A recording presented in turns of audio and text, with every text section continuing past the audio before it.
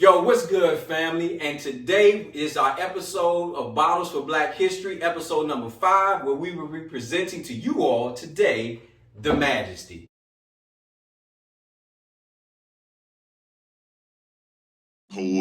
Always, I'm King Napes, Bud, Hill, and this is what we drinking. So, fellas, today, Majesty, let's talk about it. The bottle already, I'm loving it. Just for me, I love it's a very regal feel. I got a very beautiful Pan-African feel with this bottle. I feel like coming to America. It do, right, Luke? Sit this and watch it. You know what I'm saying? You look coming can't to go America bad watch with black and gold. I mean, you can't. That's going to work. Got that Alpha Phi Alpha look, so already off the break, fellas. Hey, if you A5, HBCU Life, Divine 9, go ahead, man. Just to...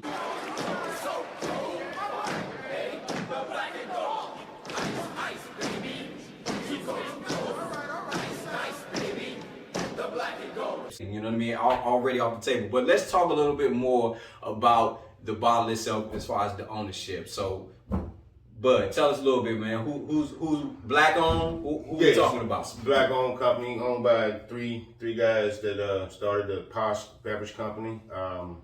The guys' names are John Gillard, Monye Shell, and LaRue E. Livingston. Okay. So, and we do believe that it is sourced from independent distillery company out of Decatur, Georgia. come on, man, gotta pour it up, man. Now I'm gonna you gotta pour it up, man. But first of all, Hill already took your job. You know what I'm saying? Already took your job, so he's helping you. If you've been following this family, so you know one slipping, yeah, slipping. You know what I mean? So what you did, you just delegated my job to him, and they gave me I didn't delegate nothing. As you already know, fam, for anybody who watches us, we understand that Bud is our ghetto sommelier, plus our home swole man, Big Green. You know what I'm saying? But Hill has always been that detractor of the group. He wants to do everything out of order. That's why he's like, fuck it, let's open it up. You know what I mean? What we waiting on? You know what I mean? Ready to get it popping. But that's a heavy pull. yeah, and you got heavy-handed, man. You always been heavy-handed. But yeah, it was hard to find. Actually, when we did the research, it was very hard to find what the details were as far as the mash bill for this bottle. But history always being proven, being educated, what we know, this is considered a bourbon. It's been aged 30 months. So it's right at the cusp of what we all know to be considered a bourbon, right? So we already know that it's going to be, like he'll tell them, knowing that it's so young in the age process, what generally does that mean that you're going to already out the door understand about what we may taste with it in regards to this bourbon? Usually when the bourbon is, the longer it's aged, the longer it's in the barrel, you're getting more of the characteristics, the contraction, and all that stuff with the alcohol going in and out of the barrel. Essentially, more what bourbon should taste like, what it should, that taste, that smell. So there's kind of, if you're a legit bourbon drinker, there's a feeling of a letdown that might come from this because of how young it is as an age, right? You can see by the color, You can tell it's young. It's got that honey gold color. A little darker usually when it's older. Had time to sit in the barrel. Yep. Yeah, exactly. It starts to pull all those tannins in from it, so you get that from it.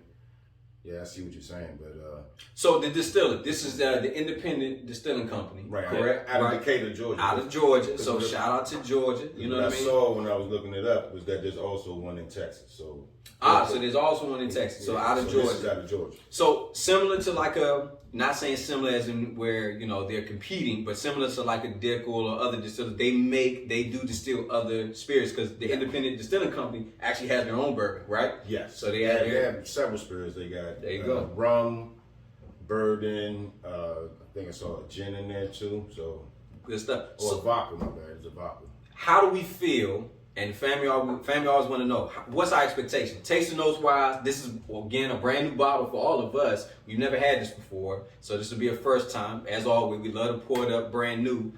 What's our expectation? Tasting notes. I mean, honestly, when we even opened the bottle, I kind of already got like a lighter, airy smell out of it there, so I'm kind of eager to get my nose into it. So what's expectations right now? We're going to turn to the ghetto sommelier. Sweet on the honey side and the vanilla side. Let me see. And we talking about proof. So proof-wise, this is a lighter proof. Lower, so very lower, 80 proof. 80 proof. It's an entry level to when you're starting to drink bourbon. That's where you want to start as, because you don't get a lot of flavors. and you may not get a lot of burn. That might turn some people off from bourbon too. Right. When you get it, it's gonna burn going down the first time. Now, 80 proof, that shouldn't burn too much. So already you said you got some. What would that you say to give? I got honey and vanilla. I mean, you're gonna get your normal characteristics of caramel and just about anything from the new charred barrel. So, okay. Hey man, without further said or done, I see the way it's sticking on this glass, so I'm eager to try to give it a shot. It's heavy on the oil. It is, right? Which lets me know I'm a little bit excited about it, because that means it's gonna stick with me, man. So I think as always, you see how let's not waste no finish time. on it. Yeah. So hey, family, let's pour it up.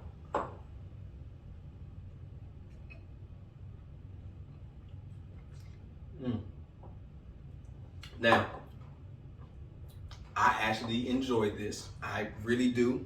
And you know, we can't just talk about the spirits, but I gotta talk about, we always talk about the music we feel when we listening to, when we drinking this, and I just got a lot of just that low funk with this one, man. Just a lot of good funk. This taste is right in my space. Old school funk. Yeah, like that. Just I feel like a low ride feel. Just I got a Brownsville sitting in my mind right now on a warm day with the windows down. This is definitely like a low rider type of feel, funk to it. I like this. This is a good taste for me. But not the Low P rider. funk. No, not the Funkadelics. No, not that. Can't come in with George Clinton. No. Nothing on this one. No Bootsy. No, this more of a. I got a little Al Green feel to this for me, man. A little Al Green feel, you know. Just I'm so in love with you. Whatever you want to do is alright. kind of like in that genre feel. As y'all can see, but Bud's face, it's always a struggle for him trying to pick out what No, I mean he's that's listening not to. the Al Green one right there kind of got me. I'm like, but you're right about that. It is a struggle because I'm stuck in my wheelhouse. Bud I likes to ain't sit going outside home of it. quiet while he's drinking. As I got older, Meditate. I'm tired of listening to all that. See, we grew up inundated with that type of music. Right, so, but do you know, listen? You're listening to something Yeah, usually yeah. when you What sit you here. hear? So what you got? You got to pull from something. Let me see. We're going to dedicate this episode to Bud picking out his first ever. few tracks that he would listen to. I'm kind of starting to feel a little nervous. I grew up. You better watch your tongue. So, with this one, I'm gonna get. I go a little Smokey Robinson with this. Ooh, oh, that's a good one. I go Smokey. And you know what? That makes some sense too, because even Or I get a little heat some off of that. Earl- Not big. Some early Harold Melvin and the Blue Notes before Teddy. So, black on. I personally really enjoy this. I enjoy this. This is, again, you know, as for me, my group that kind of rides with my palate. I like the lower proofs. This feels very good to me. Just poured up without anything needed in it. I can sip on this. I can truly sip on this. But you all being the lovers of more higher proof, does this sit well with you though? As a higher proof drinker? It's a little thin to me. Yeah, it leads me to want more from it because it's got it's smooth, but it's got like a watery taste to it. What did you pull for? Because I don't think we went over the actual tasting notes. What did you get out of it taste wise? I get the oak, a little bit of vanilla, and that's about all I'm getting. I'm starting to question my nose now because I get a little bit of a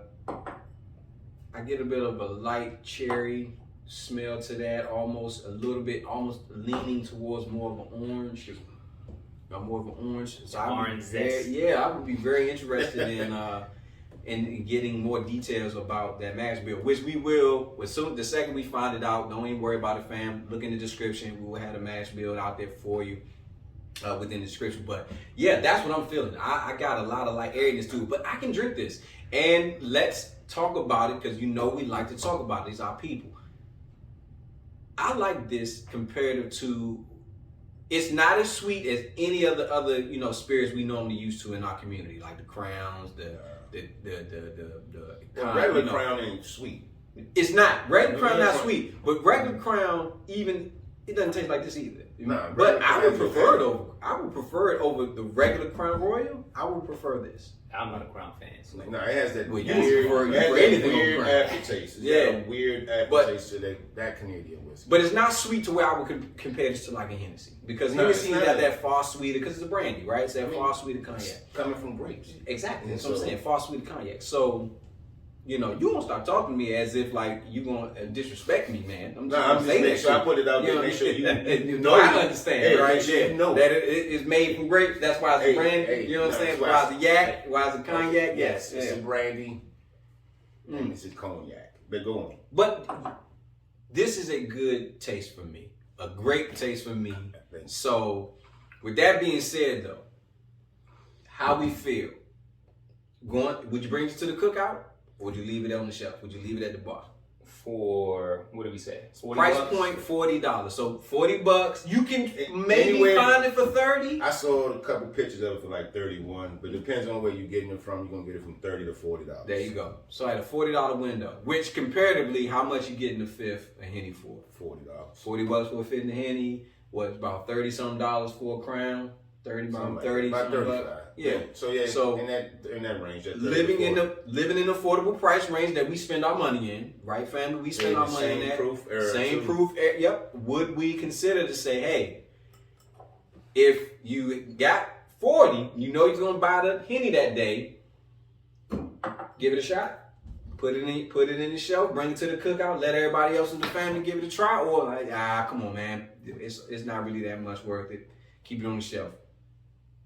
It's a tough one for me. I'm gonna go back and taste it again because, as I said, it could be because I do drink high proof. Here, what's up, man? I just don't get a lot from it, and because it is so